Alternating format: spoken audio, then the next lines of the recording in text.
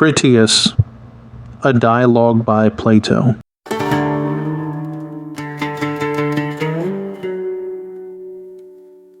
Timaeus. How thankful I am, Socrates, that I have arrived at last, and like a weary traveller after a long journey may be at rest. And I pray the being who always was of old, and has now been by me revealed, to grant that my words may endure in so far as they have been spoken truly and acceptably to him. But if unintentionally I have said anything wrong, I pray that he will impose upon me a just retribution. And the just retribution of him who errs is that he should be set right. Wishing then to speak truly in future concerning the generation of the gods, I pray him to give me knowledge, which of all medicines is the most perfect and best. And now, having offered my prayer, I deliver up the argument to Critias, who is to speak next according to our agreement. Critias. And I, Timaeus, accept the trust. And as you at first said that you were going to speak of high matters, and begged that some forbearance might be shown to you, I too ask the same or greater forbearance for what I am about to say. And although I very well know that my request may appear to be somewhat ambitious and discourteous, I must make it nevertheless. For will any man of sense deny that you have spoken well?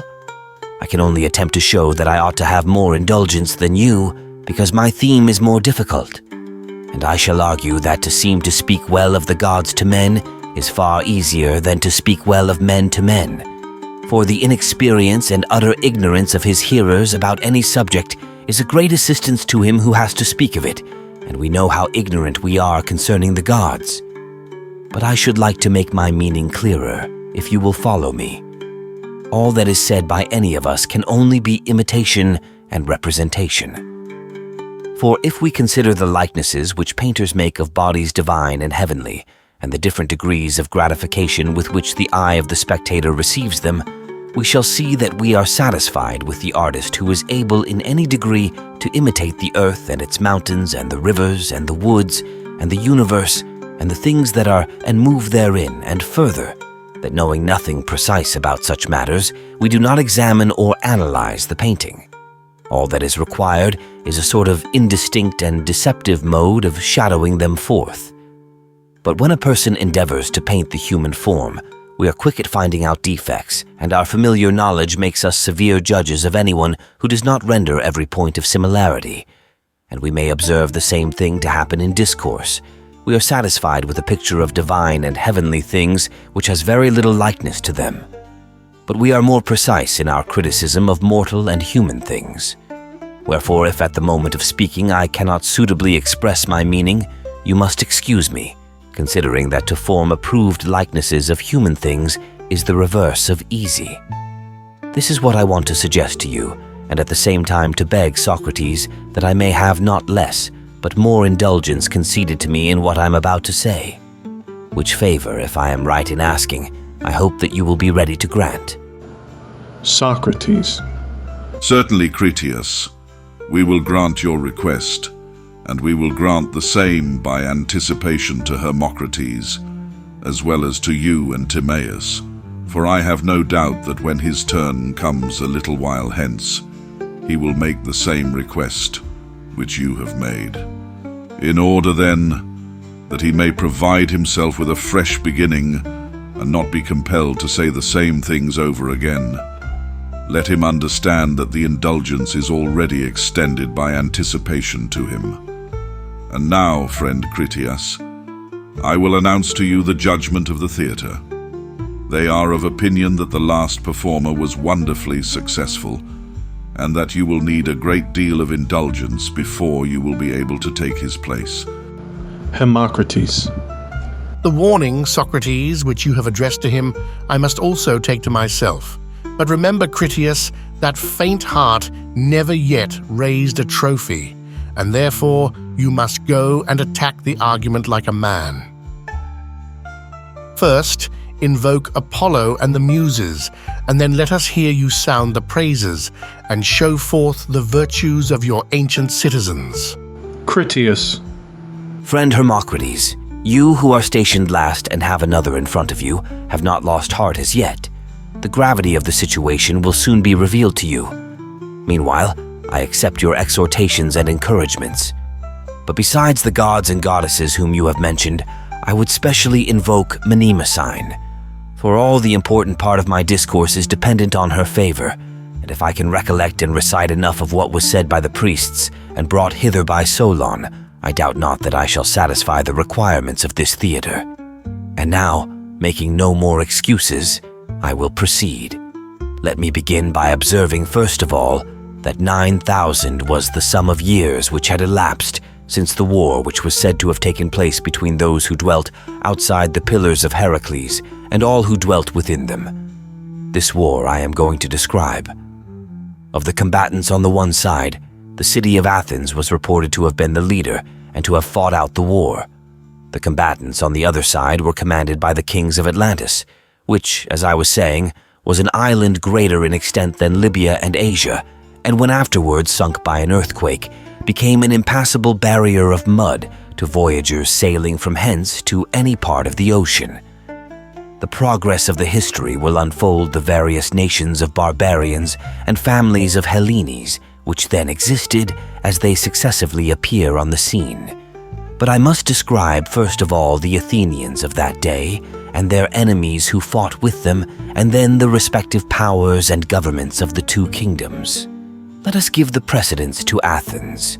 In the days of old, the gods had the whole earth distributed among them by allotment. There was no quarreling, for you cannot rightly suppose that the gods did not know what was proper for each of them to have, or knowing this, that they would seek to procure for themselves by contention that which more properly belonged to others. They all of them by just apportionment obtained what they wanted and peopled their own districts. And when they had peopled them, they tended us, their nurslings and possessions, as shepherds tend their flocks, excepting only that they did not use blows or bodily force, as shepherds do, but governed us like pilots from the stern of the vessel, which is an easy way of guiding animals, holding our souls by the rudder of persuasion according to their own pleasure. Thus did they guide all mortal creatures. Now different gods had their allotments in different places which they set in order. Hephaestus and Athene, who were brother and sister, and sprang from the same father, having a common nature, and being united also in the love of philosophy and art, both obtained as their common portion this land, which was naturally adapted for wisdom and virtue. And there they implanted brave children of the soil, and put into their minds the order of government. Their names are preserved, but their actions have disappeared by reason of the destruction of those who received the tradition and the lapse of ages. For when there were any survivors, as I have already said, they were men who dwelt in the mountains, and they were ignorant of the art of writing, and had heard only the names of the chiefs of the land, but very little about their actions. The names they were willing enough to give to their children, but the virtues and the laws of their predecessors they knew only by obscure traditions. And as they themselves and their children lacked for many generations the necessaries of life, they directed their attention to the supply of their wants, and of them they conversed, to the neglect of events that had happened in times long past. For mythology and the inquiry into antiquity are first introduced into cities when they begin to have leisure, and when they see that the necessaries of life have already been provided, but not before. And this is the reason why the names of the ancients have been preserved to us and not their actions. This I infer because Solon said that the priests in their narrative of that war mentioned most of the names which are recorded prior to the time of Theseus, such as Cecrops and Erechtheus and Erichthonius and Erysichthon, and the names of the women in like manner. Moreover, since military pursuits were then common to men and women, the men of those days, in accordance with the custom of the time, set up a figure and image of the goddess in full armor, to be a testimony that all animals which associate together, male as well as female, may, if they please, practice in common the virtue which belongs to them without distinction of sex. Now the country was inhabited in those days by various classes of citizens. There were artisans and there were husbandmen, and there was also a warrior class originally set apart by divine men. The latter dwelt by themselves and had all things suitable for nurture and education. Neither had any of them anything of their own, but they regarded all that they had as common property, nor did they claim to receive of the other citizens anything more than their necessary food. And they practiced all the pursuits which we yesterday described as those of our imaginary guardians. Concerning the country, the Egyptian priests said what is not only probable but manifestly true, that the boundaries were in those days fixed by the isthmus, and that in the direction of the continent they extended as far as the heights of Cithaeron and Parnes. The boundary line came down in the direction of the sea, having the district of Oropus on the right, and with the river Asopus as the limit on the left. The land was the best in the world, and was therefore able in those days to support a vast army raised from the surrounding people. Even the remnant of Attica, which now exists, may compare with any region in the world for the variety and excellence of its fruits and the suitableness of its pastures to every sort of animal, which proves what I am saying. But in those days the country was fair as now, and yielded far more abundant produce. How shall I establish my words? And what part of it can be truly called a remnant of the land that then was? The whole country is only a long promontory, extending far into the sea away from the rest of the continent, while the surrounding basin of the sea is everywhere deep in the neighborhood of the shore. Many great deluges have taken place during the 9,000 years, for that is the number of years which have elapsed since the time of which I am speaking. And during all this time, and through so many changes, there has never been any considerable accumulation of the soil coming down from the mountains, as in other places, but the earth has fallen away all round and sunk out of sight. The consequence is that in comparison of what then was, there are remaining only the bones of the wasted body, as they may be called, as in the case of small islands, all the richer and softer parts of the soil having fallen away, and the mere skeleton of the land being left. But in the primitive state of the country, its mountains were high hills covered with soil, and the plains, as they are termed by us, of Phelleus, were full of rich earth, and there was abundance of wood in the mountains. Of this last the traces still remain, for although some of the mountains now only afford sustenance to bees, not so very long ago there were still to be seen roofs of timber cut from trees growing there, which were of a size sufficient to cover the largest houses. And there were many other high trees, cultivated by man and bearing abundance of food for cattle. Moreover, the land reaped the benefit of the annual rainfall, not as now losing the water which flows off the bare earth into the sea, but having an abundant supply in all places, and receiving it into herself, and treasuring it up in the close clay soil. It led off into the hollows the streams which it absorbed from the heights, providing everywhere abundant fountains and rivers, of which there may still be observed sacred memorials in places where fountains once existed, and this proves the truth of what I am saying. Such was the natural state of the country, which was cultivated, as we may well believe, by true husbandmen who made husbandry their business, and were lovers of honor and of a noble nature, and had a soil the best in the world, and abundance of water, and in the heaven above an excellently attempered climate. Now the city in those days was arranged on this wise. In the first place, the Acropolis was not as now. For the fact is that a single night of excessive rain washed away the earth and laid bare the rock. At the same time there were earthquakes, and then occurred the extraordinary inundation, which was the third before the great destruction of Deucalion. But in primitive times the hill of the Acropolis extended to the Eridanus and Ilissus, and included the Pnyx on one side, and the Lycabettus as a boundary on the opposite side to the Pnyx, and was all well covered with soil and level at the top, except in one or two places. Outside the Acropolis, and under the sides of the hill, there dwelt artisans, and such of the husbandmen as were tilling the ground near. The warrior class dwelt by themselves around the temples of Athene and Hephaestus at the summit, which moreover they had enclosed with a single fence, like the garden of a single house. On the north side, they had dwellings in common, and had erected halls for dining in winter, and had all the buildings which they needed for their common life, besides temples. But there was no adorning of them with gold and silver, for they made no use of these for any purpose. They took a middle course between meanness and ostentation, and built modest houses in which they and their children's children grew old, and they handed them down to others who were like themselves, always the same. But in summertime, they left their gardens and gymnasia and dining halls, and then the southern side of the hill was made use of by them for the same purpose. Where the Acropolis now is, there was a fountain which was choked by the earthquake and has left only the few small streams which still exist in the vicinity. But in those days the fountain gave an abundant supply of water for all and of suitable temperature in summer and in winter. This is how they dwelt, being the guardians of their own citizens and the leaders of the Hellenes, who were their willing followers. And they took care to preserve the same number of men and women through all time, being so many as were required for warlike purposes, then as now, that is to say, about 20,000. Such were the ancient Athenians, and after this manner they righteously administered their own land and the rest of Hellas.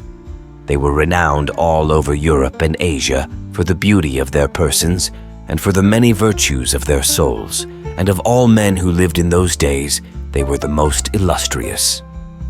And next, if I have not forgotten what I heard when I was a child, I will impart to you the character and origin of their adversaries. For friends should not keep their stories to themselves, but have them in common. Yet, before proceeding further in the narrative, I ought to warn you that you must not be surprised if you should perhaps hear Hellenic names given to foreigners. I will tell you the reason of this.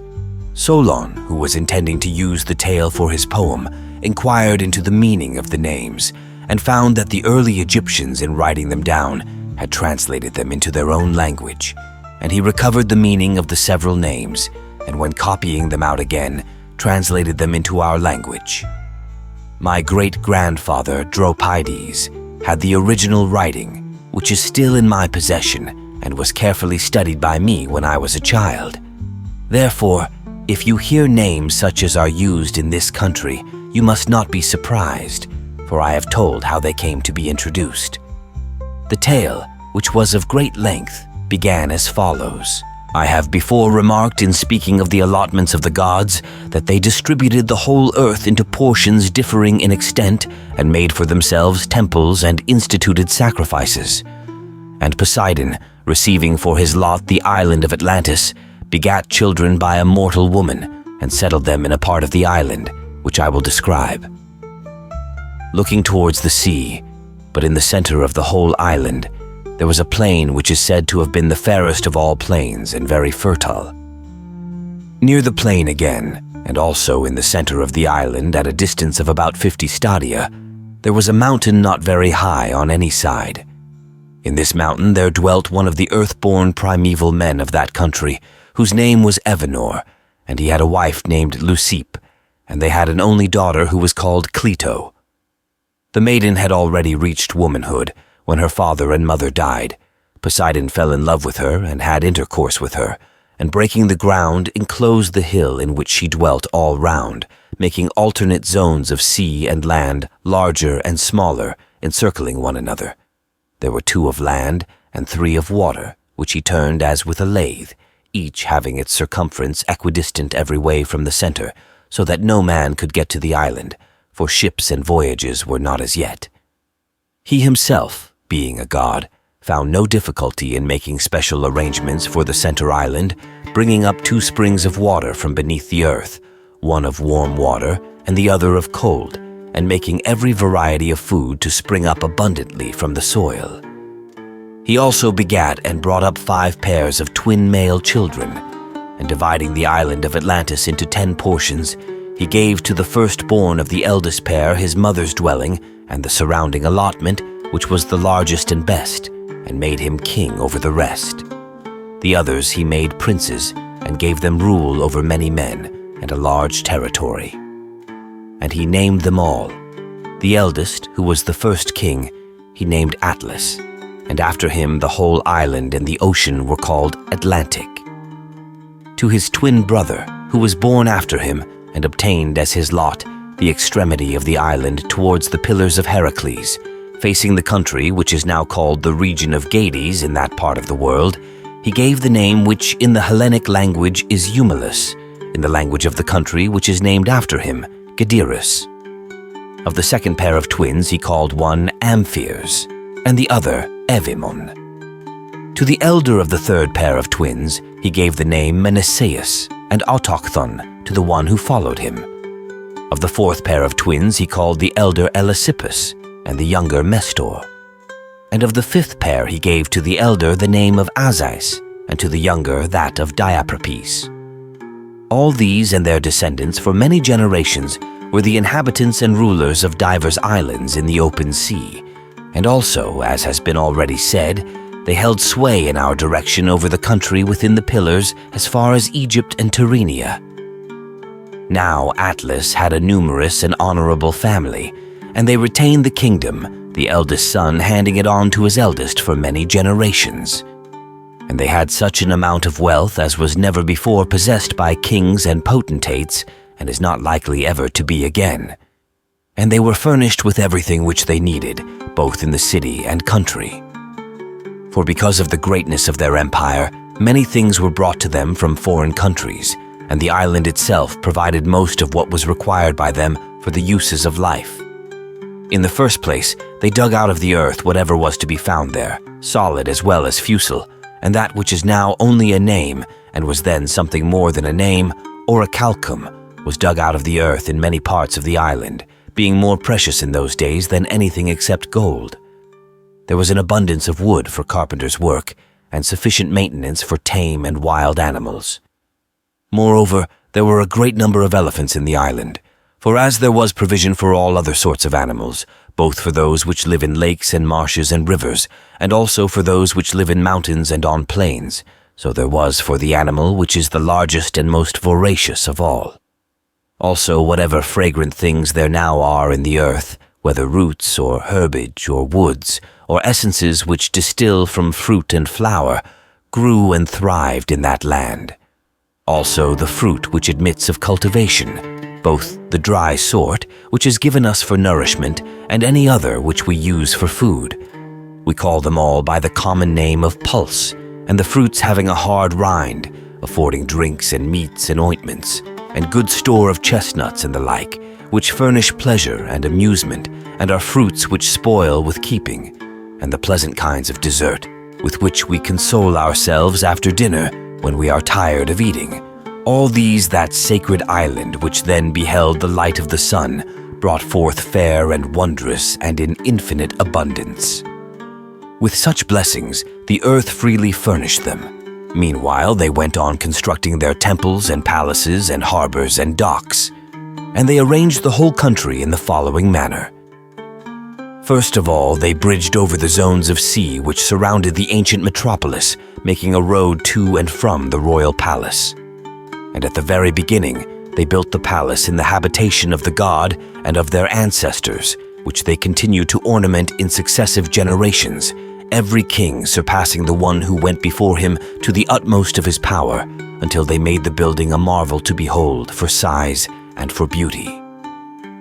And beginning from the sea, they bored a canal of 300 feet in width and 100 feet in depth and 50 stadia in length, which they carried through to the outermost zone, making a passage from the sea up to this, which became a harbor, and leaving an opening sufficient to enable the largest vessels to find ingress.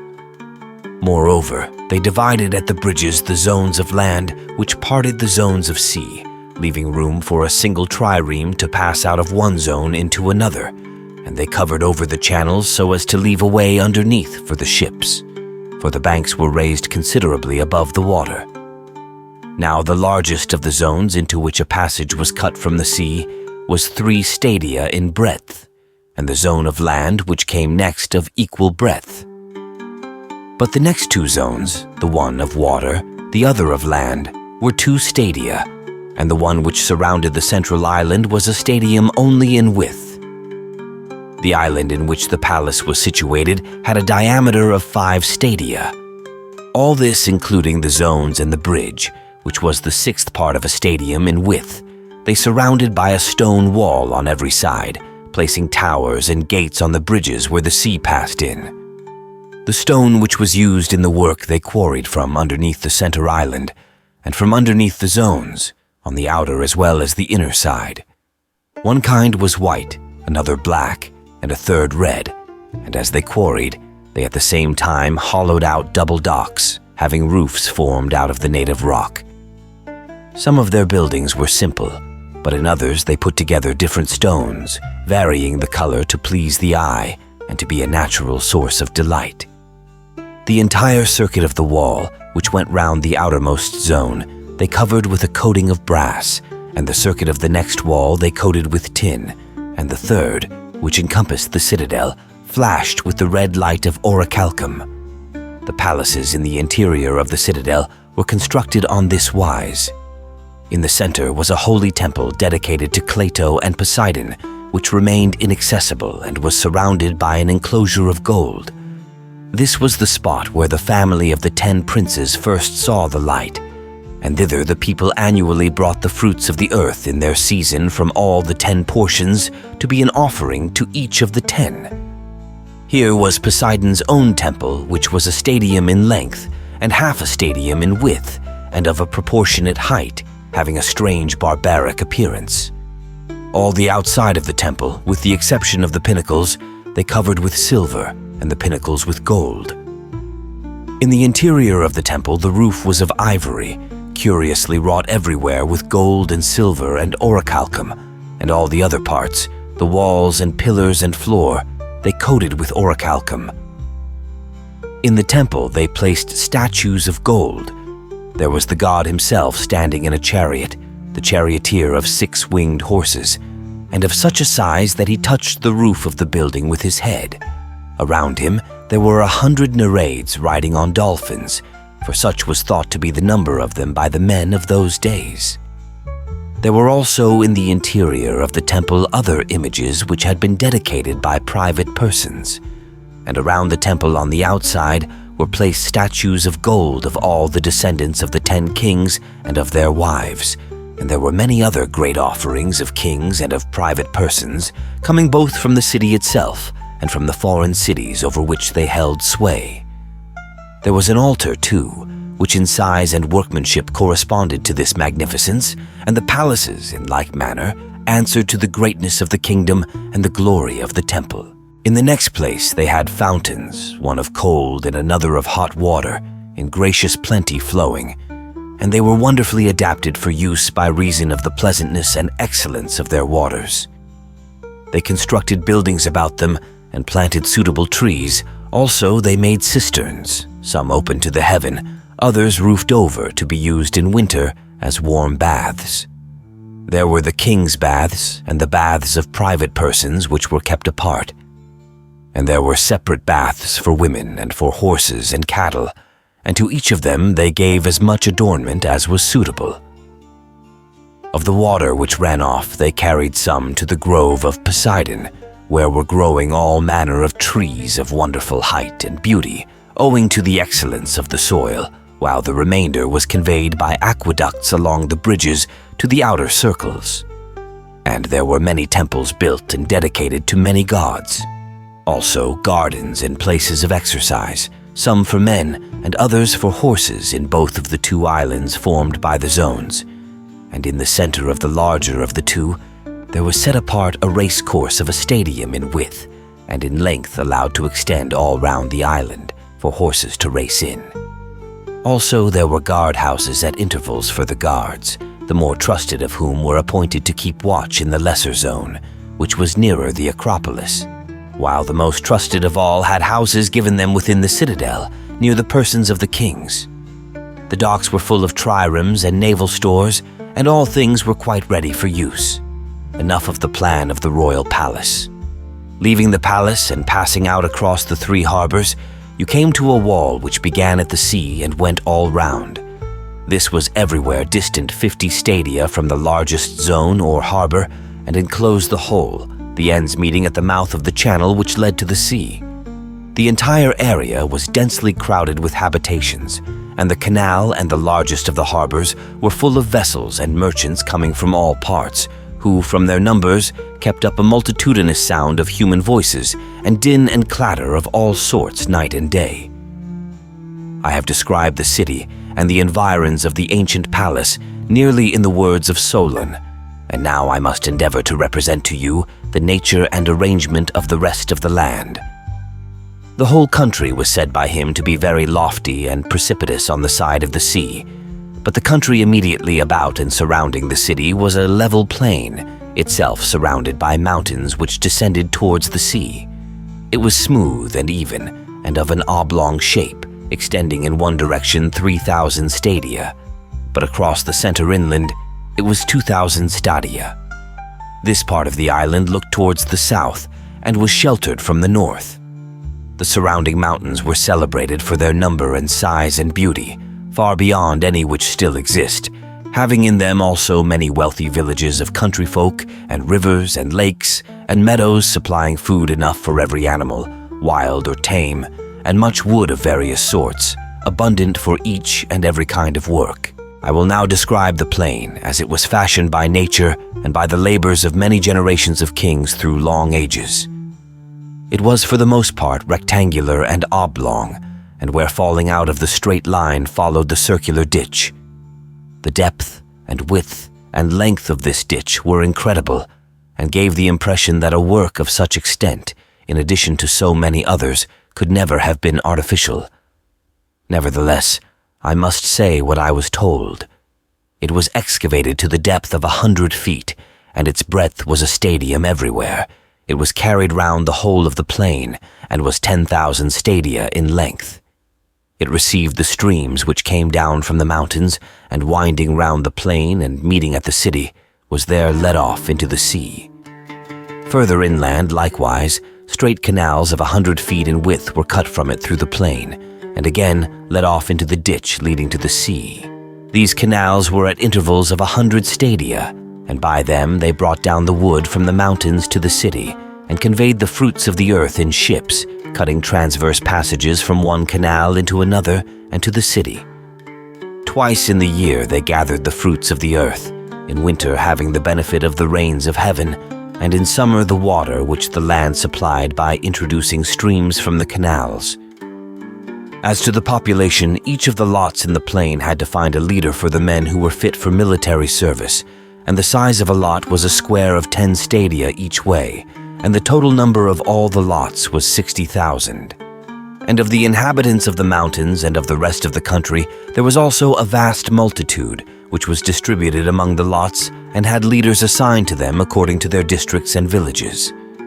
The leader was required to furnish for the war the 6th portion of a war chariot, so as to make up a total of 10,000 chariots, also 2 horses and riders for them, and a pair of chariot horses without a seat, accompanied by a horseman who could fight on foot, carrying a small shield, and having a charioteer who stood behind the man-at-arms to guide the 2 horses. Also, he was bound to furnish 2 heavy-armed soldiers, 2 archers, 2 slingers, 3 stone shooters, and 3 javelin men, who were light-armed, and 4 sailors to make up the complement of 1,200 ships. Such was the military order of the royal city. The order of the other 9 governments varied, and it would be wearisome to recount their several differences. As to offices and honors, the following was the arrangement from the first. Each of the 10 kings in his own division and in his own city had the absolute control of the citizens and, in most cases of the laws, punishing and slaying whomsoever he would. Now the order of precedence among them and their mutual relations were regulated by the commands of Poseidon which the law had handed down. These were inscribed by the first kings on a pillar of orichalcum, which was situated in the middle of the island at the temple of Poseidon, whither the kings were gathered together every 5th and every 6th year alternately, thus giving equal honor to the odd and to the even number. And when they were gathered together, they consulted about their common interests, and inquired if anyone had transgressed in anything, and passed judgment, and before they passed judgment, they gave their pledges to one another on this wise. There were bulls who had the range of the temple of Poseidon, and the 10 kings, being left alone in the temple, after they had offered prayers to the god that they might capture the victim which was acceptable to him, hunted the bulls without weapons, but with staves and nooses. And the bull which they caught, they led up to the pillar and cut its throat over the top of it, so that the blood fell upon the sacred inscription. Now on the pillar, besides the laws, there was inscribed an oath invoking mighty curses on the disobedient. When therefore, after slaying the bull in the accustomed manner, they had burnt its limbs, they filled a bowl of wine and cast in a clot of blood for each of them. The rest of the victim they put in the fire, after having purified the column all round. Then they drew from the bowl in golden cups, and pouring a libation on the fire, they swore that they would judge according to the laws on the pillar, and would punish him who in any point had already transgressed them, and that for the future they would not, if they could help, offend against the writing on the pillar, and would neither command others, nor obey any ruler who commanded them, to act otherwise than according to the laws of their father Poseidon. This was the prayer which each of them offered up for himself and for his descendants, at the same time drinking and dedicating the cup out of which he drank in the temple of the god. And after they had supped and satisfied their needs, when darkness came on, and the fire about the sacrifice was cool, all of them put on most beautiful azure robes, and sitting on the ground at night, over the embers of the sacrifices by which they had sworn, and extinguishing all the fire about the temple, they received and gave judgment, if any of them had an accusation to bring against anyone. And when they had given judgment at daybreak, they wrote down their sentences on a golden tablet, and dedicated it together with their robes to be a memorial. There were many special laws affecting the several kings inscribed about the temples, but the most important was the following. They were not to take up arms against one another, and they were all to come to the rescue if anyone in any of their cities attempted to overthrow the royal house. Like their ancestors, they were to deliberate in common about war and other matters, giving the supremacy to the descendants of Atlas. And the king was not to have the power of life and death over any of his kinsmen, unless he had the assent of the majority of the 10. Such was the vast power which the god settled in the lost island of Atlantis, and this he afterwards directed against our land for the following reasons, as tradition tells. For many generations, as long as the divine nature lasted in them, they were obedient to the laws and well affectioned towards the god whose seed they were. For they possessed true and in every way great spirits, uniting gentleness with wisdom in the various chances of life and in their intercourse with one another. They despised everything but virtue, caring little for their present state of life, and thinking lightly of the possession of gold and other property, which seemed only a burden to them. Neither were they intoxicated by luxury, nor did wealth deprive them of their self-control. But they were sober, and saw clearly that all these goods are increased by virtue and friendship with one another, whereas by too great regard and respect for them, they are lost and friendship with them. By such reflections and by the continuance in them of a divine nature, the qualities which we have described grew and increased among them. But when the divine portion began to fade away, and became diluted too often and too much with the mortal admixture, and the human nature got the upper hand, they then, being unable to bear their fortune, behaved unseemly, and to him who had an eye to see grew visibly debased, for they were losing the fairest of their precious gifts. But to those who had no eye to see the true happiness, they appeared glorious and blessed at the very time when they were full of avarice and unrighteous power. Zeus, the god of gods, who rules according to law, and is able to see into such things, perceiving that an honorable race was in a woeful plight, and wanting to inflict punishment on them, that they might be chastened and improve, collected all the gods into their most holy habitation, which, being placed in the center of the world, beholds all created things.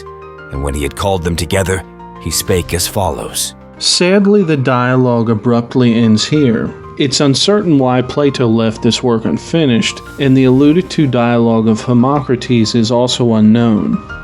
It's either lost or was never actually written down, the later being more likely.